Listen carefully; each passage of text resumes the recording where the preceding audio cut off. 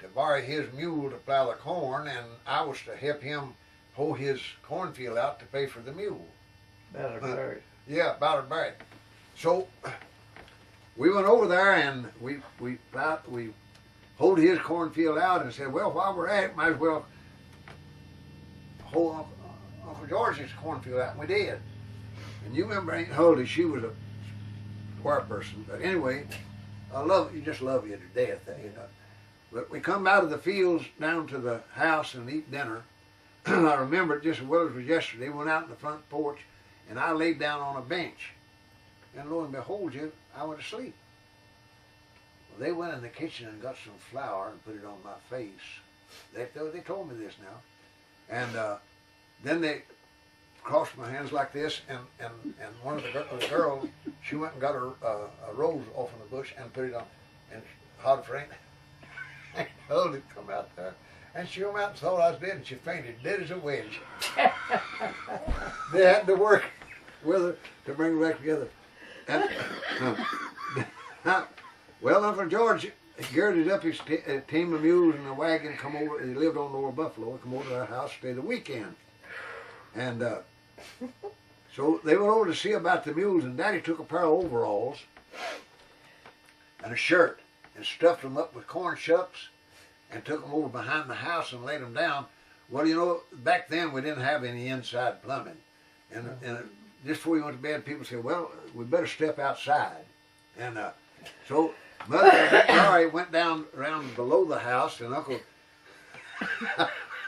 George and Daddy went up behind the house, and there was a clothesline down through there to the creek, and they hooked that up and give it a shove right through there, and Aunt Huldy had her drawers down just, and she just beat a little dab here and a little dab there, and finally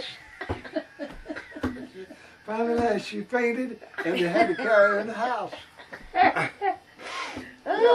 Well, I never will forget that as long as I live. Uncle Jim was pretty bad to Frank. Huh? He was pretty bad to Frank. Oh, he was, yes, sir. Yeah. Yeah, I remember him and Johnny Bowman got into it one time. He was coming over to our house and coming across down the hog farm, as you call it, across that hill, and Johnny was up above him. And Johnny got to rocking him, and he had the advantage over him, and he had to run. He said that's the first time he ever run from a fellow in his life. She come on up to the house and talking about it. Johnny had the advantage of him. He was up above him. Yeah. He was putting the rock. Daddy wasn't much of a hand to fight. He wouldn't start a fight, but Buddy, when he got into a fight, he was just like hell on wheels. He got into a wrestling match with Charlie Terry Yeah. down on that rocky point. Yeah. And they said that they cleaned up a half-acre of ground down there, holding the bushes and things, and Yeah. every one of them could win. Yeah. Charlie was he was tough. Yeah. He had told, he'd made out Mother a liar. And Daddy bounced him as he come down. There's a rock wall went around our house, and the road come below it and down the hill. And there was one of them Gabbard boys, and there was a wrestling, and it kind of had a dog fall, and Dad was on the bottom. And he reached up and got a hold of a sapling, Daddy did, and that Gabbard said, "Jim, you want me to take him off?" And he said, "No, I'll take care of him." And he pulled that sapling up out of that ground and just about beat old Charlie to death with it. Now, my daddy was a fine man. There was just two ways with him, his way and the wrong way. Well, there's a three-way. There's the right way and the wrong way, Jim's way. Yeah. Yeah. Well, there's three ways over Jim. And son, his way was right, too. He wouldn't budge. No, sir. Clarence went to college over at Union College in Barberville, Kentucky. And he was over there and he got on the wrestling team. When he come home, for spring, when the school was over in about last of May, and then in the fall went back in. When Clarence come back home, and him and Daddy got into a wrestle in the living room. And Clarence was getting the best of Daddy, and he got Daddy's head back under the bureau. Yeah. Daddy reached out and got him with the hair of the head and drug his head under the bureau too. You could beat him to death, but you couldn't whip him. Now that's the way Ruth is. I tell you about a wrestling tale. Beat anything ever I seen. Clarence always wanted to wrestle Sam Bowman. Yeah. And Sam was just as quick as a cat.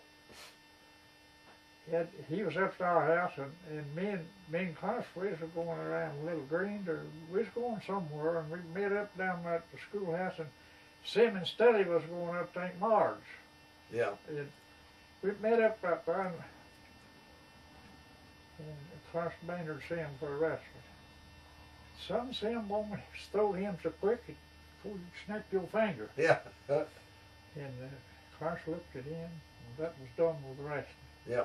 The boy, Sam Bowman, was quick to climb dainty and double triggers. Yeah. He busted old Clarence against the ground. Now, Clarence didn't want to wrestle Sam Bowman no more. I bet not. Yeah. But I thought that he could throw. Clarence was stout. Yeah. I thought he could throw Sam, but man, he throwed him so quick. And Clarence, he walked the ground and right. He got up and looked around. That's all he wanted. That's enough fun. When I was in the Army, I taught what now they call Japanese fighting, wrestling. Judo wrestling. Judo. Yeah. And so when I discharged, and I went into the ministry, and I went from Elk Lick up into Ohio, a place called Sligo, Passion Church there. And one of the members of the church, his name was Credit, Jim Credit, and his boy, he had two boys, John and well, three, but John and Jack. And that was back in the time when wrestling was a kind of fad, you know. Yeah. And he said, I'm going to try the pastor. And I said, Jack, you better be careful now, son. I don't want to hurt you, but if you can start messing around with me, you're going to get hurt. Well, I went out visiting, and I come back up, and the road went across the Route 2, and they was building a house right here, his daddy was, and they was up on the roof, putting a roof on. And the yard, the yard was all messed up, you know, with machinery over it. And right down that radder he come, he said, there ain't no better time than now to put the preachers back on the ground. He come to me like this. Now, I'm not exaggerating. He done it himself. And I got him like that, and just let him come at his weight, and I put him over my head, and right flat of his butt on the ground. He went, woof. When he come back, that was on Wednesday, come to church that night, he told him, said, you better not fool the preacher back. I said, he was just about to kill you. But he threw himself. I just took his plunging at me and carried him over. And I didn't turn him loose, and I could have turned him loose, and he'd stood up, but I held right to him, and he hit the ground, went woof. Air just come out. He got saved, entered the ministry, and he was my associate pastor.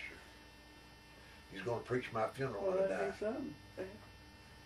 You want to take some pictures? I'm taking pictures. Oh, you doll. Have you got that going? Oh, wouldn't it be something? Well, I wish I'd known that. Huh? I would have done like this. Who else in the family used to tell fortunes with coffee grinds? Huh? Yeah. Do what? Who? Great grandma tell fortunes with coffee grinds? Yes, sir. Yeah.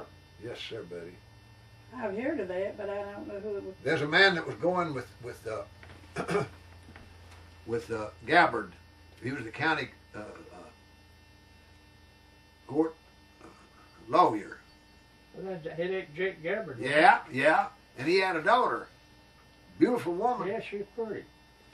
Cordial a little bit. Yeah. Well, now Red-headed. this boy was going with her, and he come to mother, and said, Daddy, I want you to tell my fortune. I want you to know whether I'm going to marry that girl or not. And she rigged her up, but she said, no, you better not marry her. She'll come to a bad end. And he told that woman that, and she never spoke to mother until she died. Yeah.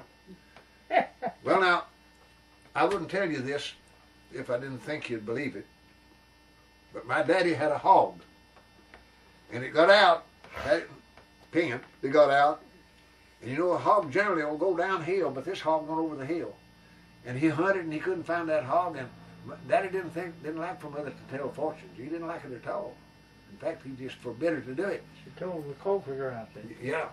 And she told him, said, Jim,